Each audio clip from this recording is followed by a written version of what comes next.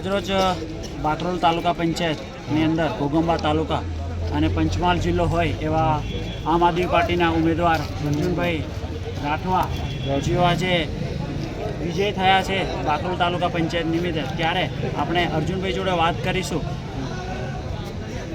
અર્જુનભાઈ, તમે આજે જે તાલુકા પંચાયતની જે ચૂંટણીની અંદર આજે વિજય થયા છે એના વિશે બે શબ્દો જણાવો. બાકરોલ તાલુકા પંચાયત આમ આદમી પાર્ટીના દ્વારા ટિકિટ મને આપી હતી.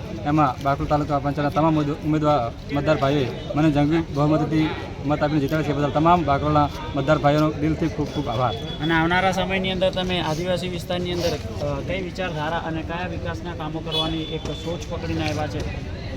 હું મારા આદિવાસી વિસ્તારમાં ચેતર સાહેબની વિચારધારાને લઈને આગળ ચાલવાનો પ્રયાસ કરીશ અને મારાથી જેટલા પણ બને એટલે તમામ મારા મતદાર ભાઈઓનું કામ કરવા માટે હું બંધાયેલો છું. મંજૂર. ખૂબ ખૂબ આભાર મિત્રો. આજે જેઓ એક સારી કામગીરી શિક્ષણ, આરોગ્ય અને તમામ આદિવાસી વિસ્તારની અંદર જ્યાં કોઈ માનવી જ્યાં છેવાડાના માનવી સુધી કામગીરી કરવાની બાંહેધરી આપી છે, જેઓ આજે તમામ ગ્રામજનોનો આભાર વ્યક્ત કરે છે. જય હિન્દ, જય ભારત. જય ભારત.